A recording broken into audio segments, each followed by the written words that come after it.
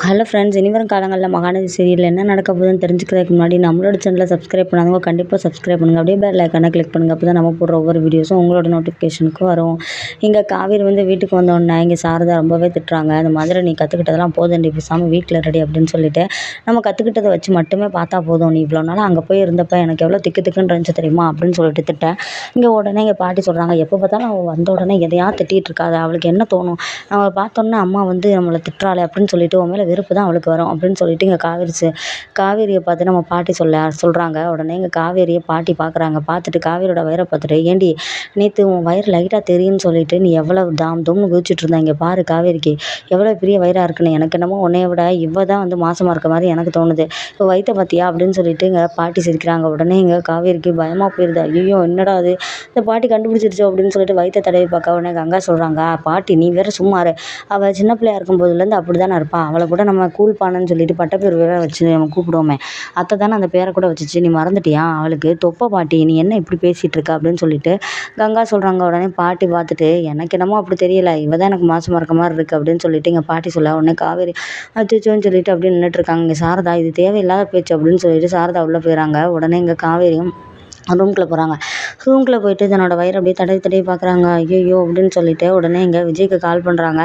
Vijay call attend பண்ணி, என்ன காவேரி சேஃபாக போயிட்டியா, அவங்க அம்மா எதுவும் சொல்லலையா அப்படின்னு சொல்லிட்டு கேட்க, அவங்க அம்மா அதெல்லாம் சொல்லலை அப்படின்னு சொல்லிட்டு சொல்ல, என்ன சொல்கிற ஆச்சரியமாக இருக்குது அப்படின்னு சொல்லிட்டு எங்கள் விஜய் கேட்குறாங்க. அம்மா ஒன்றும் சொல்லலை, ஆனால் பாட்டி ஒன்று சொல்லுச்சு அப்படின்னு சொல்லிட்டு எங்கள் காவேரி சொல்ல, என்ன சொன்னாங்க பாட்டி அப்படின்னு கேட்க, எங்கள் வயிறு தெரிய ஆரம்பிச்சிருச்சுங்க அப்படின்னு சொல்லிட்டு இங்கே காவேரி சொல்கிறாங்க. என்னது வயிறு தெரிய ஆரம்பிச்சிருச்சா, என்னடி சொல்கிற அப்படின்னு சொல்லிட்டு இங்கே விஜய் கேட்க, இந்த மாதிரி பாட்டி இன்னைக்கு என் வயிறை பார்த்துட்டு இவ்வளோ பார்த்தா தான் எனக்கு மாசமாக இருக்க மாதிரி இருக்குது அப்படின்னு சொல்லிட்டு கமெண்ட் அடித்து ஒரே சிரிப்பு தெரியுமா அப்படின்னு சொல்லிட்டு சொல்ல, உடனே இங்கே விஜய், அப்படியா என்ன சொல்கிற, நான் இதை கவனிக்கவே இல்லை பார்த்தியா அப்படின்னு சொல்லிட்டு இங்கே விஜய் சொல்கிறாரு. ஆமாம், அதை நீங்கள் கவனிச்சிட்டாலும் நம்ம கவனிக்கிற மாதிரி அங்கே இருக்கோம், நம்மளோட சூழ்நிலை அப்படியே போயிட்டுருக்கு, கொஞ்சமாவது நம்ம என்ஜாய் பண்ணுறோமா அப்படின்னு சொல்லிட்டு நாங்கள் காவேரி கேட்க, அதை சொல்லு, அப்போ உன் வயிறு அப்போ தெரிஞ்சிருச்சு, சீக்கிரமே உங்கள் அம்மா உன்னை கண்டுபிடிச்சி வீட்டை விட்டு பற்ற போகிறாங்க பாரு அப்படின்னு சொல்லிட்டு விஜய் கிண்டல் அடிக்கிறாரு. உடனே காவேரி, நீங்கள் வேறு ஏங்க பீதியை கலப்புறீங்க, எனக்கே பயமாக இருக்குது, இன்னும் கொஞ்சம் நாளில் வயிறு நல்லா தெரிஞ்சிடும், அதுக்கப்புறம் நான் என்ன சொல்லி சமாளிப்பேன்னு சொல்லுங்கள்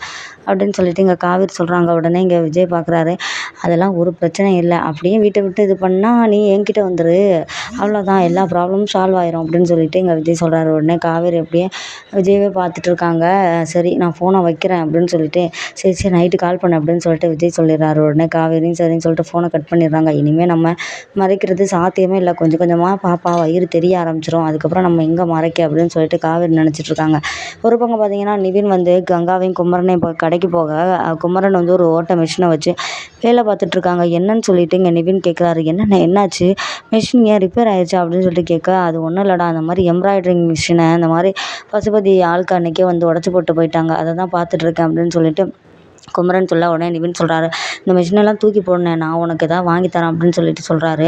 இங்கே ஒரு பக்கம் பார்த்திங்கன்னா நிவின் நம்ம கங்கா யமுனா கூட்டிக்கிட்டு காரில் போயிட்டு இருக்கும்போது 2 பேருக்கும் பிரச்சனை வருது, ஒழுங்காக சொல்ல போகிறீங்களா இல்லையா அப்படின்னு சொல்லிட்டு இங்கே யமுனா திட்டுறாங்க. என்னத்தை சொல்ல, அதான் காவேரி கூட்டிகிட்டு ஏதோ ஊர் சுற்ற கிளம்புனீங்களே அதை பற்றி தான் கேட்குறேன் அப்படின்னு சொல்லிட்டு இங்கே நிவின் அப்படியே டென்ஷன் ஆகுறாரு. இங்கே பாரு, மரியாதையாக நீ இறங்கி போ, இல்லைன்னா நான் இறங்கிக்கிறேன், நான் போய் கஸ்டமரை மீட் பண்ணிட்டு வரேன், நீ கார் எடுத்துகிட்டு கிளம்பு அப்படின்னு சொல்லிட்டு சொல்லிடுறாரு. உடனே இங்கே யமுனா சொல்கிறாங்க, ஏன்னா கார் ஓட்ட தெரியாதுன்னு தெரிஞ்சே என்னை நடுத்தருவில் நிற்க விடுறீங்களா, ஒழுங்கு மரியாதையாக கார் எடுங்க, நான் இனிமேல் அந்த காவேரியை பற்றியும் உங்களை பற்றியும் எதுவும் கேட்க மாட்டேன் அப்படின்னு சொல்லிட்டு இங்கே யமுனா சொல்கிறாங்க. உடனே இங்கே நிவின் சொல்கிறாரு, இதுக்கப்புறம் அவளை பற்றி எதுவும் கேட்க மாட்டேல, ஆமாம் கேட்க மாட்டேன் அப்படின்னு சொல்லிட்டு சொல்ல, உடனே இங்கே நிவினுமே யமுனா கொண்டு போய் வீட்டில் விட்டுட்டு வந்துடுறாரு. அதுக்கப்புறம் தான் இங்கே கங்காவையும் குமரனையும் பார்க்க போக எங்கள் மிஷின் ரிப்பேர் ஆகி போய் கிடக்கு.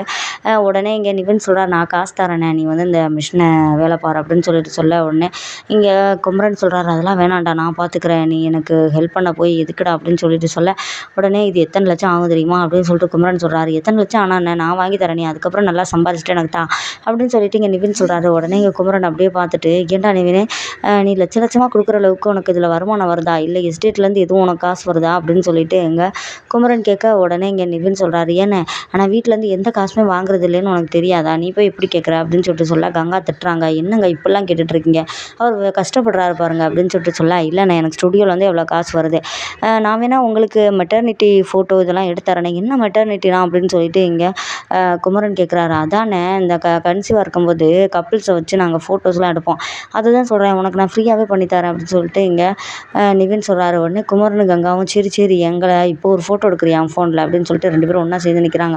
2 பேரும் சிரிச்சுக்கிட்டே நிவின் வந்து ஃபோட்டோ எடுக்கிறாரு. இங்கே குமரனுக்கு சந்தோஷம் தாங்க முடியல. கங்காவுக்குமே செம்ம ஹாப்பியாக இருக்குது. சரிண்ணே நீ வந்து ஒரு 7-8 மாதத்தில் நம்ம உங்கள் 2 பேருக்கு அந்த ஃபோட்டோஸ்லாம் எடுத்துடலாம் அப்படின்னு சொல்லிட்டு சொல்ல இங்கே விஜய் ஒரு பக்கம் காவேரிக்கு கால் பண்ணுறாரு. விஜய் காவேரிக்கு கால் பண்ணி இந்த மாதிரி நான் ஒரு பிளான் யோசிச்சு வச்சுருக்கேன். பசுபதியை கண்டுபிடிக்கணும்னா அந்த பிளான் தான் கரெக்டாக இருக்கும். ஆனால் உன்ட்ட சொன்னால் நீ திட்டுவ அப்படின்னு சொல்லிட்டு இங்கே விஜய் சொல்ல உடனே இங்கே காவேரி கேட்குறாங்க என்ன பிளான் இல்லை நான் உன்கிட்ட சொல்ல மாட்டேன். நான் வந்து நிவின்கிட்ட பேசிட்டு அதுக்கப்புறம் சொல்கிறேன். நிவினை வச்சு தான் அந்த பிளானே நான் இது பண்ணலான்னு இருக்கேன் சொல்லிட்டு விஜய் சொல்ல இது என்கிட்ட நீங்கள் சொல்லாமே இருந்திருக்கலாம். இப்போ நான் அந்த தலையை பிச்சுட்டு கிடக்கணுமா அப்படின்னு சொல்லிட்டு காவேரி கேட்குறாங்க.